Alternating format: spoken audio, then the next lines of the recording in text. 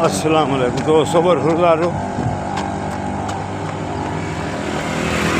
थोड़ी लोहारा पहुँची हैं अल्हम्दुलिल्लाह।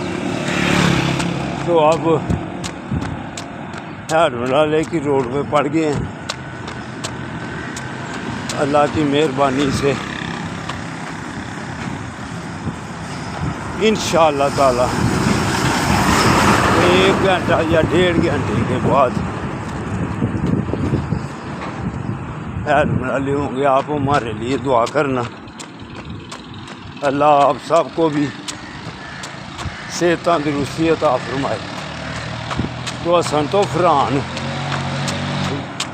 ने आया था ना, उसको साथ लेके असन आ रहा है।